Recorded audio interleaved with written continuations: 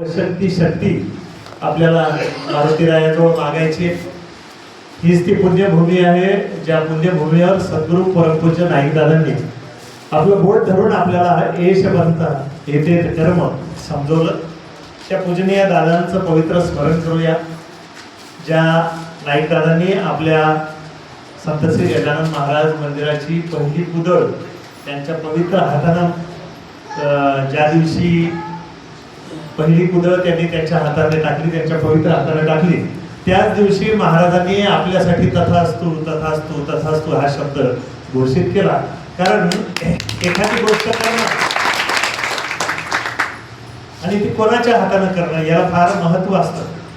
आपण फार पुण्यवंत लोक आहोत मी असं म्हणेल, कारण आपल्याला अनायासे संतांचे चरण पाहायला मिळाले.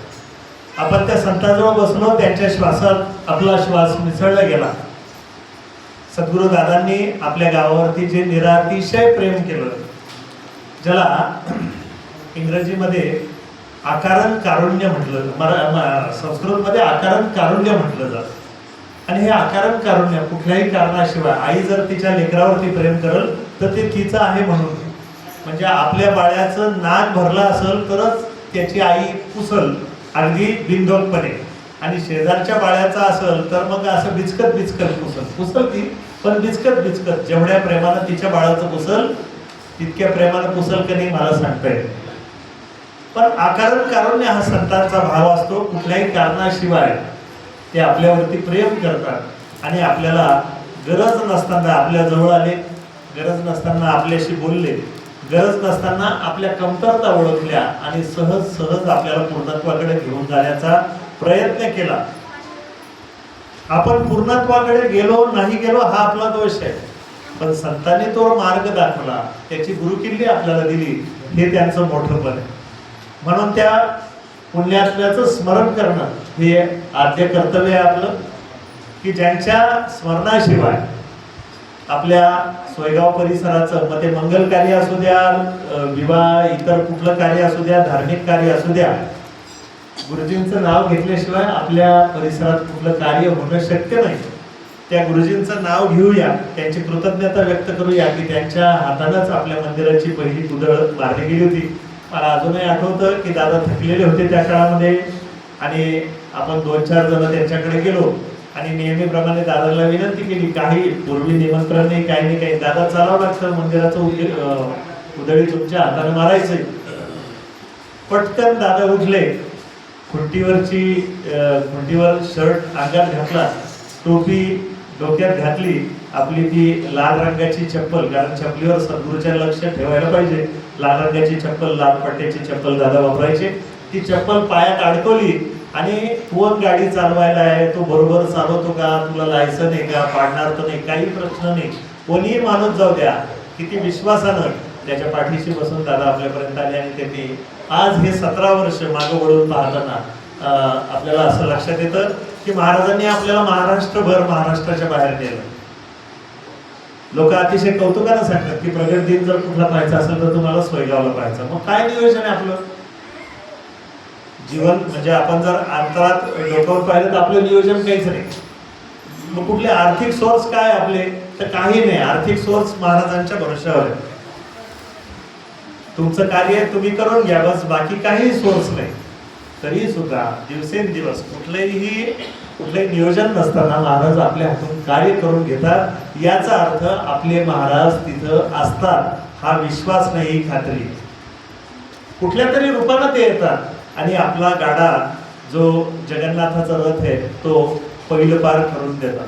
आपण त्याचा अनुभव घेतला. बऱ्याचदा आपण दरवर्षी वेगवेगळे नियोजन करतो, संध्याकाळी पूर्ण उत्सव संपल्यानंतर त्याचं चिंतन करतो आणि पुढच्या वर्षी आपल्याला अमुक गोष्ट करायची असा ठराव सुद्धा करतो.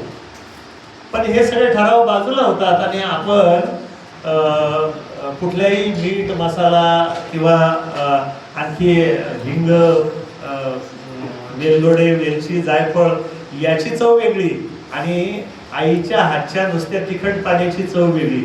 तशी आपल्या महाराजांची चव त्याला लागते आणि आपलं कार्य, मग ते पिठलं भाकरीचं असू द्या, बुंदीचं असू द्या, महाप्रसादाचं असू द्या, औक्षणाचं असू द्या, गेल्या 17-18 वर्षापासून आपल्या प्रत्येकाच्या घरात महाराजांचा रुपया आलेला आहे ना?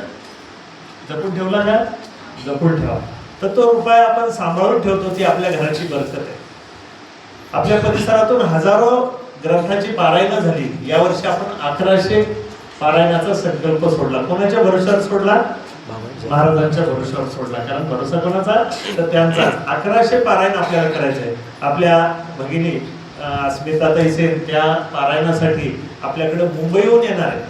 काही देणं नाही, घेणं नाही, कुठलं मानधन नाही, कुठलं पाकिट नाही, सरकार नाही, सोहळे नाही, कपडे नाही, जाण्याचं भाडं नाही, काही नाही. स्वतःहून ताई सांगतात की भाऊ मला यायचंय, तिकीट काढून ठेवलेलं आहे आणि तुम्ही म्हणाल तितके दिवस, तुमचं 2 दिवसाचा पारायण असू द्या, 3 दिवसाचा असू द्या, ते पारायण करायला आम्ही तयार आहे. कुठली माऊली तिचा काही संबंध आहे का आपल्याशी? पण सोयगावच्या भूमीत आलं की मला ऊर्जा मिळते आणि ती ऊर्जा मिळवायसाठी मी येते. मागच्या वर्षी आम्ही थोडंसं मानधन त्यांना द्यायचा प्रयत्न केला. पाकिटामध्ये जे पैसे घातले, साडी बिडी ते सगळं केलं आणि हे जेव्हा त्यांना द्यायला लागलो तेव्हा त्यांच्या डोळ्यातून अश्रू आले. ते म्हणजे काय एकदम फरकेपणा झाला माझ्यासाठी की हे तुमचा हिशोबात मोकळे, तुम्ही असं नका करू, मला इथे येऊ द्या.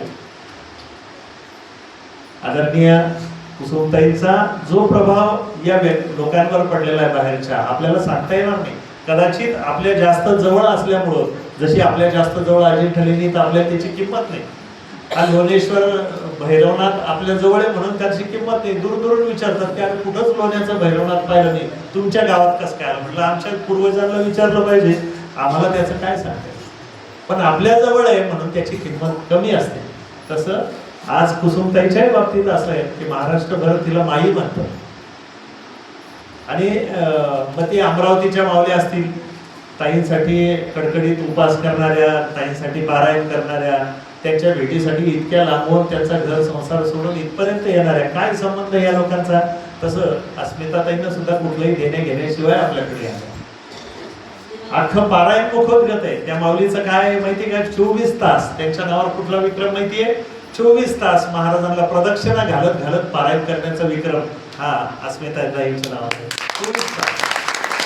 शेवटी गजानन महाराज मंदिराचे मुख्य विश्वस्त शिवशंकर, आदरणीय वैकुंठवासी शिवशंकर भाऊ यांनी आपल्या ऑफिस मधून पाहिलं. अरे म्हटलं ही कोण माऊली आहे, काय हिची अडचण आहे, काय हिच्यावरती असं संकट आलेलं आहे की गेल्या 24 तासापासून, म्हणजे काल सकाळपासून मी दिवसभर पाहिलं.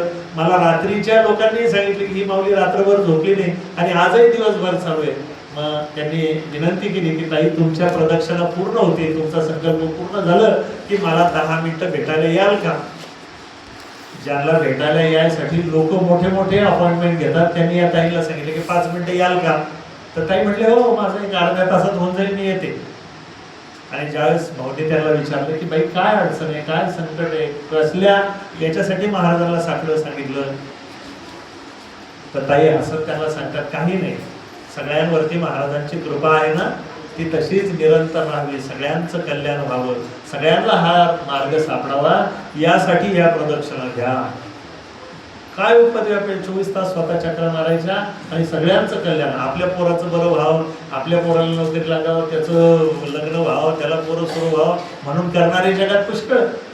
पण असे माणसं की जे काही ज्यांचा संबंध नाही, असे माणसं ते आपल्यासाठी पारायणाला येणार, मग त्यांना नमस्कार करायला आपण आलो पाहिजे की नाही सांगा? ज्याला शिवशंकर भाऊ सारखे माणसं बनवून घेतात, तर त्यांना आपण भेटलं पाहिजे की नाही? आणि नुसतं भेटायचं का? तर हातात ग्रंथ घेऊन भेटलं तर आणखी चांगलं होईल. त्यामुळं आपण पारायणासाठी सगळ्या जणांनी यायचंय. 4 तारीख 5 तारखेला पारायण सकाळी असणार आहे. 5 तारखेपासून काय झालं, थोडसे ह्या इलेक्शनच्या याच्यामध्ये तारखा आमच्या मागं पुढं पळत राहील, त्यामुळे 5 तारीख ही नक्की झाली. आता ही कन्फर्म पत्रिका आपली आलेली आहे. 5 तारखेला महाराजांचं पारायण होईल. 6 तारखेला शोभायात्रा,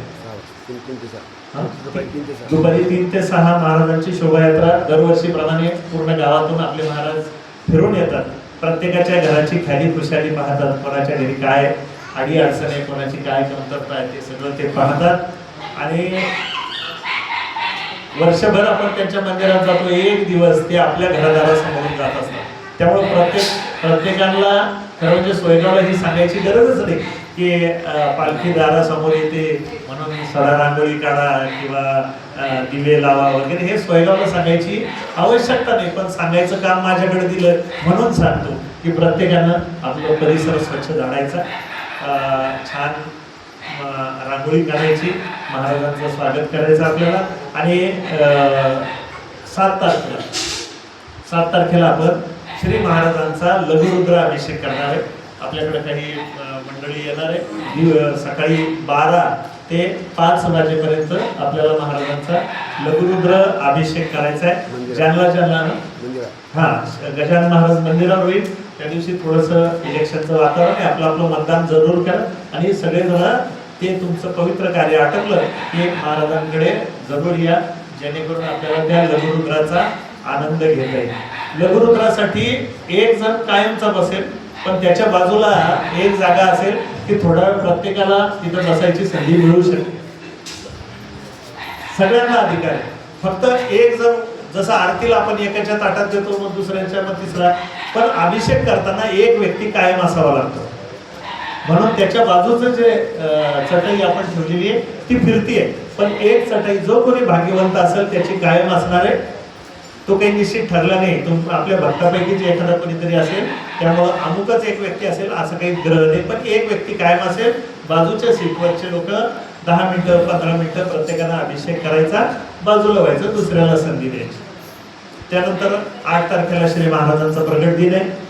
प्रगट दिनामध्ये सगळ्यात पहिलं, प्रगट दिनाची सगळ्यात पहिली सकाळ येते ती मंगल स्नानानं. त्या महाराजांचं मंगल स्नान होतं. त्यानंतर महाराजांना अभिषेक झाल्यानंतर औक्षण करायला आपण सुरुवात करतो.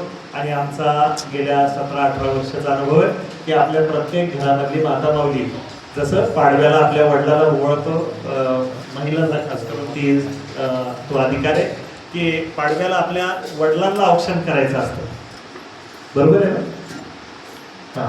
वडिलांना औक्षण करतात. तर महाराज आपले जन्मजन्मांतरीचे बाप आहे, त्यामुळे आपल्याला महाराजांना पण आपले बापच आहे. तर त्या हिशोबानं आपल्याला महाराज श्री महाराजांना औक्षण करायचंय आणि महाराजांची कृपा आपल्यावरती आहेच आहे, ती तशी कायम राखण्याची विनंती पण आपल्याला करायची. औक्षणानंतर साधारण 9-10 वाजेपर्यंत औक्षण चालतंय आपलं. त्यानंतर महाराजांची 12 वाजता महाआरती होईल आणि त्यानंतर महाराजांचा महाप्रसाद सुरू होईल. आपली निमंत्रित भजनी मंडळी आहे ती महाराजांच्या भजनासाठी समोर असेल आणि पाठीमागं भोजन मंडप असेल. त्या भोजन मंडपामध्ये आपण शिस्तीनं श्री महाराजांचा प्रसाद घ्यायचा आहे. श्री महाराजांचा प्रसाद असा घेतो आपण की महाराजांना एक गोष्ट आवडत नाही, ती म्हणजे उष्ट टाकलेलं. त्यामुळे गेल्या काही वर्षामध्ये आपल्या प्रत्येकाच्या रोजच्या भोजनामध्ये ती सवय होऊन गेली की आपण काही उष्ट टाकत नाही. याचा अर्थ पोटभर जेवत नाही असा होतो का?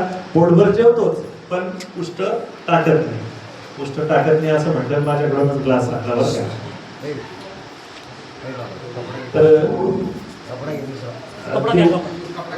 त्या भोजन सेवेसाठी आपल्या माता भगिनी आणि युवा वर्ग यांनी आपली सेवा तिथे द्यायची. साधारण 5-6 वाजेपर्यंत महाराजांचा महाप्रसाद आपला चालतो. तर त्याच्यामध्ये आपण तो दिवस, खरं म्हणजे 4ही दिवस ज्यांच्याकडून निघले तर ते आनंदाचेच आहे, पण किमान प्रगट दिनाचा विषय, प्रगट दिनाचा दिवस हा महाराजांचा आहे, तो आपण कायम ठेवायचा की तो दिवस बाकी काहीच नाही, तर तो दिवस आपण श्री महाराजांच्या सेवेत घालू.